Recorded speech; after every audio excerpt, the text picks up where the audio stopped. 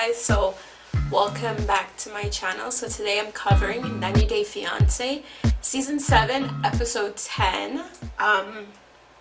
This episode was pretty good. I found that I was laughing in situations which I had no business laughing at, but I don't know, I just can't take some of these people seriously. Don't mind my voice. I'm recovering from a cold, so I sound a little bit different.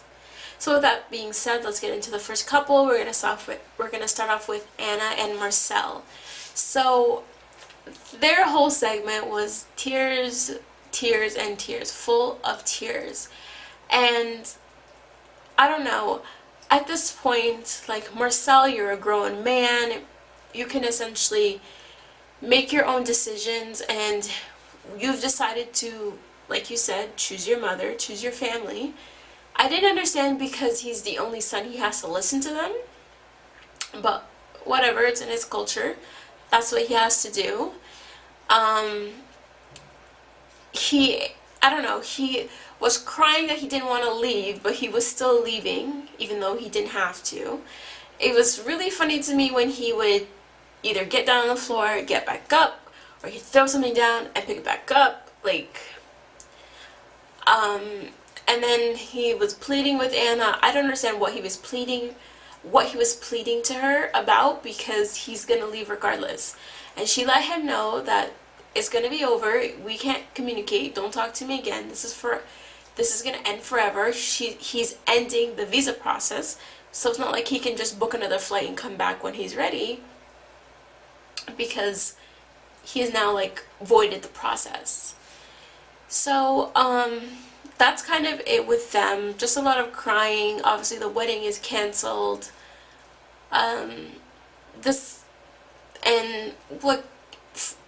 He's ruined the whole process. He can't come back, and I don't even know if you could just kind of restart the K1 visa again, but he's made it clear to Anna who he chose, and that's it for them.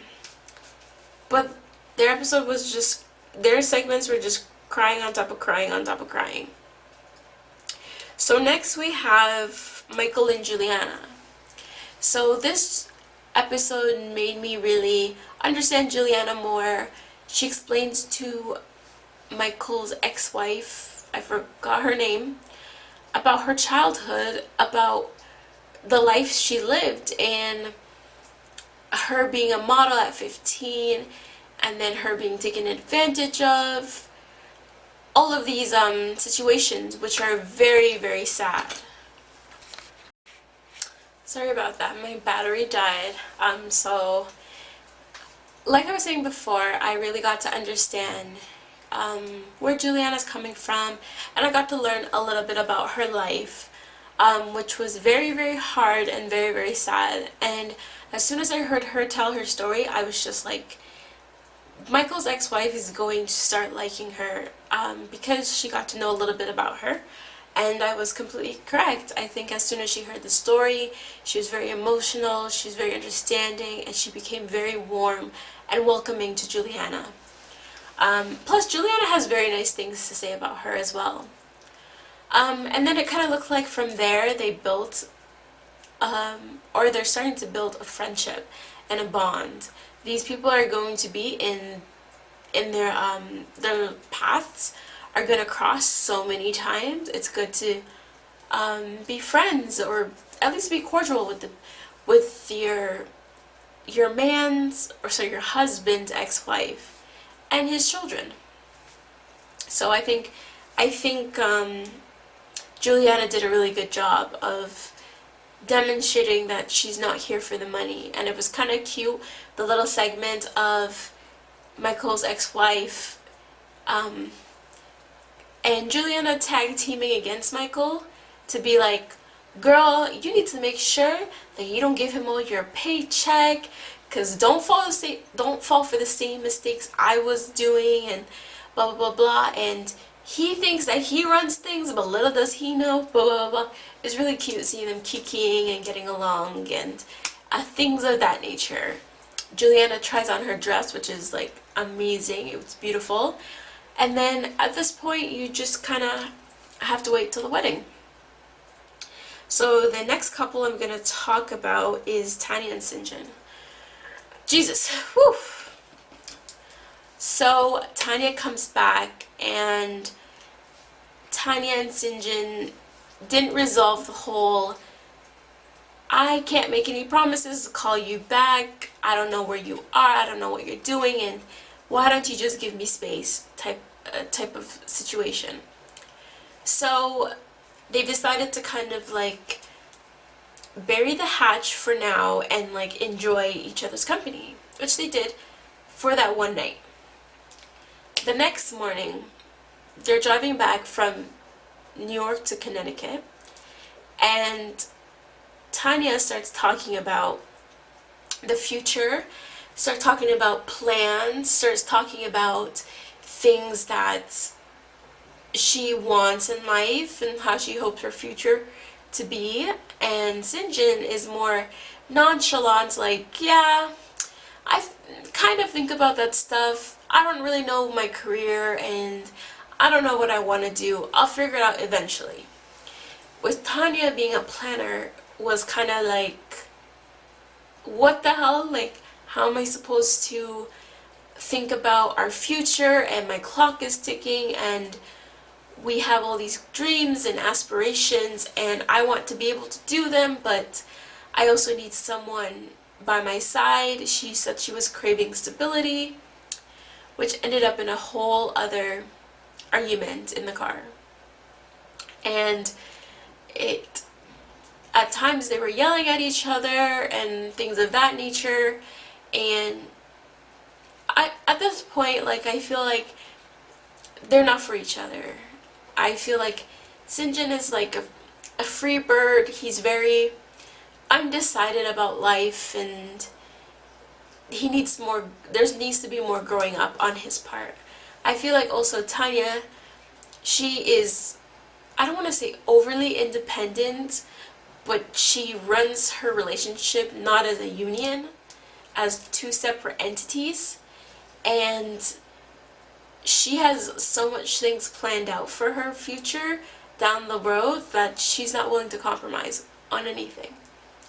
So this causes them to fight, and at this point, if you're going to be threatening to leave me and blah blah blah blah, then maybe we need to evaluate whether we should get married, especially because they have to get married in 30 days. So it might take, say, a day or two to get over this fight. Then it might take a couple more days for me to be okay, happy. Then it might take me a week and a half to totally put this in the back of my mind. By that time, I should have venues, food, ceremony together. There's not enough time for that. So this is one of 10 problems they have from now till they get married, if they get married. So next we're going to do Mike and Natalie. There really wasn't much with Mike and Natalie. This is another couple that we've witnessed break up. So they're doing the confessional, the one that they do together, and the producer asked, "Hey Natalie, do you love Mike?" And she didn't say yes. And that's all Mike needed to hear. So Mike kind of realized, okay, she doesn't love me, so this is not gonna work. And I need to take my crap and go back home. And Natalie was coming from the standpoint of, well, we're fighting, so like, why would I say I love you? Where love is more like an unconditional thing. It's not based on how you're feeling today or the problems that you're dealing with. You love someone unconditionally, no matter whether you fight with them or whether you're very happy with them. Plus, wasn't the same man that you're begging to knock up and have your baby and all this stuff, but you can't even say you love him. I don't know if she's not like putting two and two together, but it doesn't make sense. And I was so happy that Mike got his stuff. She gave back the ring, and then she had the nerve to say in the confessional, well, you know what he should have done? put the ring back on my finger. So girl, he was supposed to like grab up your arm and put it on your finger and said, guess what, we're married? Like no. I don't know what she expected Mike to do. I know Mike is big and strong, but he's not going to be holding you down, forcing you to do anything you don't want to do. And then her mother, I don't know, like I feel like she has a very unhealthy relationship with her mother, because it seems like her mother listens to what everything she says, and then it seems like her mother is constantly trying to make sure the relationship goes smoothly. Oh, is Mike okay? Okay, Mike's so good. Mike's fine. Does he have everything he needs? Type of thing. And I feel like it's a very weird relationship that they've developed, and it's over for them basically. That's it for them.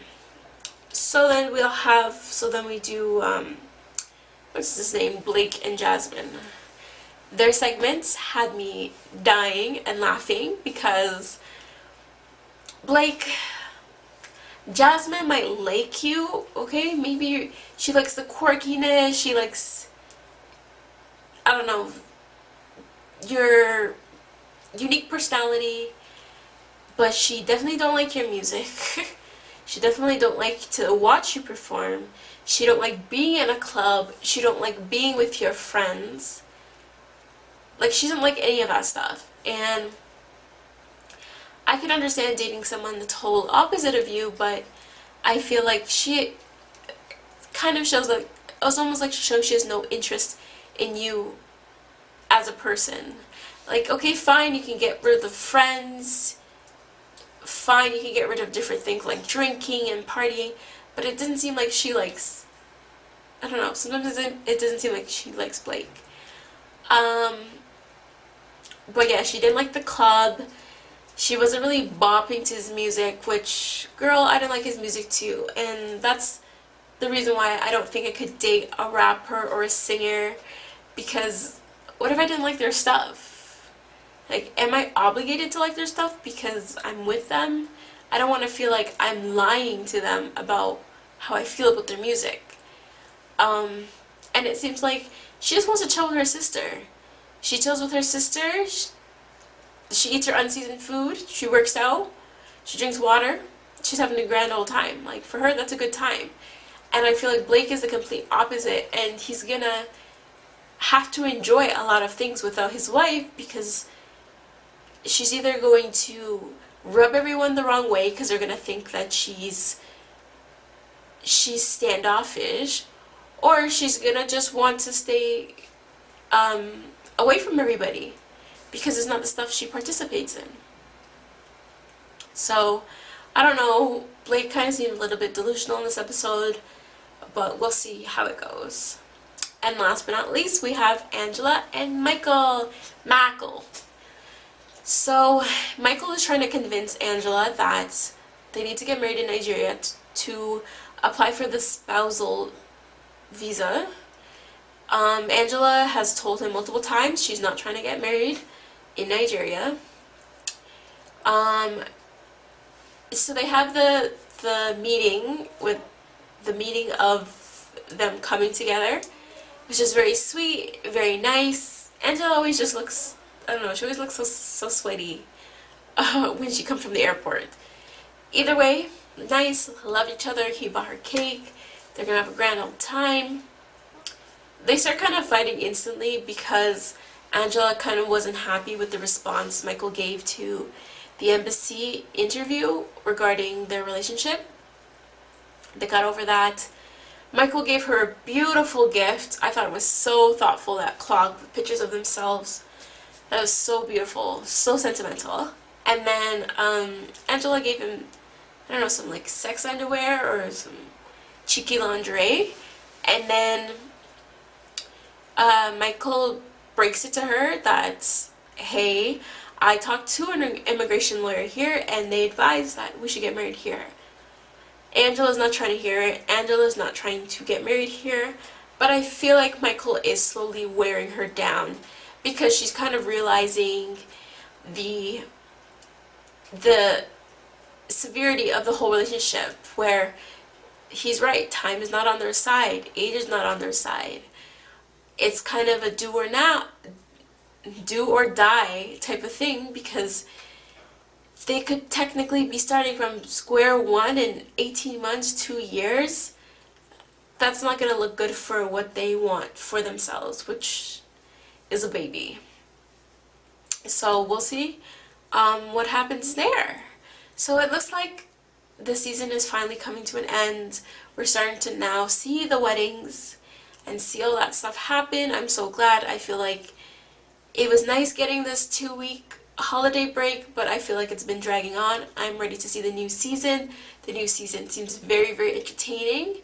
So with that being said, that's the end of my recap of 90 Day Fiance Season 7, Episode 10. Don't forget to like, comment, and subscribe. Thanks for watching.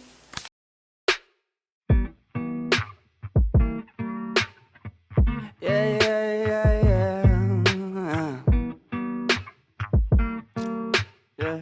Yeah. I'm just a dumb cunt, fucking sick and tired of it. Maybe I could front love, maybe I could buy a zip, maybe I get fucked up. Next time I could save some. Why it's gotta be like this? Why it's gotta be that way? Put it inside. Feel so rise up, banging on that loud.